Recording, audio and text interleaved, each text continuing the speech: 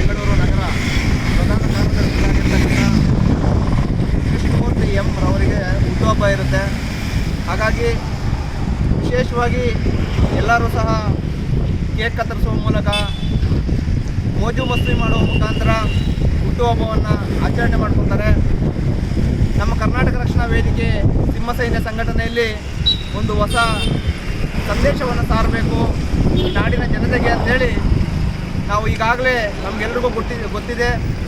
Corona ಬಂದಾದ ಮೇಲೆ ಕೋಟಿ ಸಸಿ ನೆಡುವಂತಹ ಒಂದು ಯೋಜನೆಯನ್ನು ಕರವೇ ಸಿಂಹಸೈನ್ಯ ಇವು ಹಾಕ್ಕೊಂಡು ಒಂದು ಇವಾಗ ನೆರವೇರಿಸ್ಕೊಂಡು ಬರ್ತಾಯಿದ್ದೀವಿ. ಕೋಟಿ ಸಸಿಯನ್ನು ನೆಡಬೇಕು ಅಂತೇಳಿ. ಹಾಗಾಗಿ ಇವತ್ತಿನ ವಿಶೇಷವಾಗಿ ಎಲ್ಲರೂ ಕರ್ನಾಟಕದಲ್ಲಿ ಯಾರೇ ಒಬ್ಬರು ಒಂದು ಹುಟ್ಟುಹಬ್ಬ ಆಚರಣೆ ಮಾಡಿಕೊಂಡ್ರೆ ಒಂದು ಸಸಿಯನ್ನು ನೆಡುವ ಮುಖಾಂತರ ಹುಟ್ಟುಹಬ್ಬವನ್ನು ಆಚರಣೆ ಮಾಡ್ಕೊಳ್ಳಿ.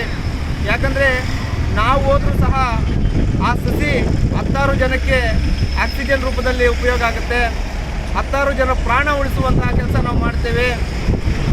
ಮತ್ತೊಂದು ಭಾಗವಾಗಿ ನೋಡೋದಾದರೆ ಪ್ರಾಣಿ ಪಕ್ಷಿಗಳು ಗಿಳಿಗಳು ಅದರಲ್ಲಿ ಬರುವಂತಹ ಒಂದು ಹಣ್ಣುಗಳನ್ನು ತಿಂತವೆ.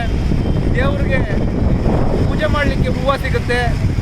ಹಾಗಾಗಿ ಅನೇಕ ರೀತಿಯಲ್ಲಿ ನಾವು ಮಾನವೀಯತೆಯನ್ನು ಮೆರೆಯುವಂಥ ಕೆಲಸ ಮಾಡ್ಬೋದು ಅಂಥೇಳಿ ಇವತ್ತು ಪ್ರಾರಂಭ ಮಾಡ್ತಾ ಇದ್ದೇವೆ. ಕರವೇ ಸಿಂಹಸೈನ್ಯ ಸಂಘಟನೆ ಯಾವತ್ತು ಜನಪರವಾದಂತಹ ಕೆಲಸ, ಬಡವರ ಪರವಾದಂಥ ಕೆಲಸ, ಸಾಮಾಜಿಕ ಕಳಕಳಿ ಬದ್ಧತೆಯನ್ನು ಇಟ್ಕೊಂಡು ಹೋರಾಟಗಳನ್ನು ಮಾಡ್ತಾ ಇರೋದು ತಮಗೆಲ್ಲರಿಗೂ ಗೊತ್ತಿದೆ. ಹಾಗಾಗಿ ಈ ರಾಜ್ಯದ ಎಲ್ಲ ಕನ್ನಡಿಗರಿಗೂ ಸಹ ನಾನು ಕೈ ಮುಗಿದು ಮನವಿಯನ್ನು ಮಾಡ್ತೇನೆ. ಎಲ್ಲರೂ ಸಹ ನೀವು ಕೇಕ್ ಕತ್ತರಿಸಬೇಡಿ ಅಂತ ನಾನು ಹೇಳ್ತಾ ಇಲ್ಲ. ಒಂದು ಸಸಿಯನ್ನು ನೆಡುವ ಮುಖೇನ, ಒಂದು ಬಡವರಿಗೆ ಒಂದೊತ್ತು ಊಟ ಕೊಡುವ ಮುಖೇನ ನೀವು ಒಂದು ಹುಟ್ಟುಹಬ್ಬವನ್ನು ಆಚರಣೆ ಮಾಡಿಕೊಂಡ್ರೆ ಮುಂದಿನ ಪೀಳಿಗೆಗೆ, ಮುಂದಿನ ನಮ್ಮ ಮಕ್ಕಳಿಗೆ ಒಂದು ಹಚ್ಚು ಹಸಿರು ಆಗಿರುವಂತಹ ಒಂದು ನಮ್ಮ ಬೆಂಗಳೂರು ಗ್ರೀನ್ ಸಿಟಿ ಅಂತ ಹೇಳಿ ನಾವು ಏನು ಹೇಳ್ತಾ ಇದ್ವಿ. ಈಗಾಗಲೇ ಮೆಟ್ರೋ, ಅನೇಕ ರಸ್ತೆ ಅಗಲೀಕರಣ ಮಾಡುವ ಕಾರಣದಿಂದ ಅನೇಕ ದೊಡ್ಡ ದೊಡ್ಡ ಮರಗಳನ್ನೆಲ್ಲ ಕಡ್ದಾಕಿ ಇವತ್ತು ಗ್ರೀನ್ ಸಿಟಿ ಅನ್ನುವಂಥದ್ದು ಮಾಸಿ ಹೋಗುವಂತಹ ಕೆಲಸ ಆಗಿದೆ. ಹಾಗಾಗಿ ಮತ್ತೆ ಗ್ರೀನ್ ಸಿಟಿಯನ್ನು, ಹಸಿರು ಬೆಂಗಳೂರನ್ನು ನಾವು ಮಾಡಬೇಕು ಅಂತೇಳಿ ಪಣ ತೊಟ್ಟಿದ್ದೇವೆ. ಹಾಗಾಗಿ ತಾವೆಲ್ಲರೂ ನೀವು ಇಂಥ ಒಂದು ಒಳ್ಳೆ ಕೆಲಸಕ್ಕೆ ಕೈ ಜೋಡಿಸಬೇಕು. ಈ ವಿಡಿಯೋವನ್ನು ಅತಿ ಹೆಚ್ಚು ಶೇರ್ ಮಾಡಿ ಜನರಿಗೆ ತಲುಪಲಿ ಅನ್ನೋ ಒಂದು ಉದ್ದೇಶ ಬಿಟ್ಟರೆ ಬೇರೆ ಏನು ಪ್ರಚಾರಕ್ಕೋಸ್ಕರ ಅಲ್ಲ. 4 ಜನ ನೋಡಿರೋ ಒಂದು 100 ಜನದಲ್ಲಿ ಒಂದು 50 ಜನ ಸಸಿ ನೆಡುತ್ತಾರೆ ಅನ್ನುವಂಥದ್ದು ನಮಗೆ ಭರವಸೆ ಇದೆ. ಯಾಕೆಂದರೆ ಈಗಾಗಲೇ ಕರೋನಾ ಬಂದಂಥ ಸಂದರ್ಭದಲ್ಲಿ ನಾವು ಹಸಿದವರಿಗೆ ಅನ್ನ ಅನ್ನುವ ಒಂದು ಸಂದೇಶವನ್ನು ಇಟ್ಕೊಂಡು ಅನ್ನದಾನ ಮಾಡಿದಾಗ ಇದು ಇಡೀ ಕರ್ನಾಟಕ ದೊಡ್ಡ ಸುದ್ದಿಯಾಗಿತ್ತು. ಹಾಗೆಯೇ ಇವತ್ತು ಜನರು ಇದನ್ನು ವಿಶೇಷವಾಗಿ ಅರ್ಥಕೊಂಡು ಮಾಡ್ತಾರೆ ಇಂಥ ಒಂದು ಒಳ್ಳೆ ಕೆಲಸ ಅಂಥೇಳಿ ನಾನು ಬಹಳ ಒಂದು ಮನದಾಸೆಯನ್ನು ಇಟ್ಕೊಂಡು ಒಂದು ಕಾರ್ಯಕ್ಕೆ ಮುಂದಾಗಿದ್ದೇನೆ.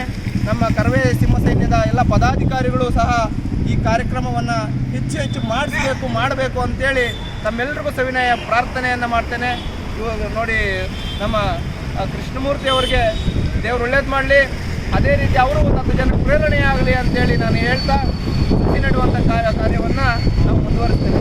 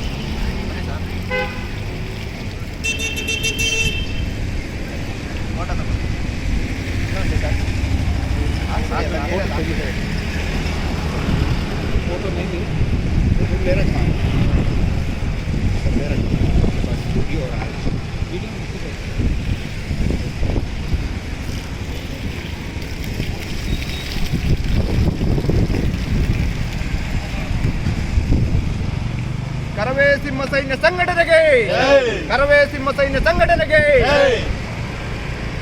ಪರಿಸರ ರಕ್ಷಣೆ ನಮ್ಮೆಲ್ಲರ ಹೊಣೆ, ಪರಿಸರ ರಕ್ಷಣೆ ನಮ್ಮೆಲ್ಲರ ಹೊಣೆ, ಪರಿಸರ ರಕ್ಷಣೆ ನಮ್ಮೆಲ್ಲರ ಹೊಣೆ.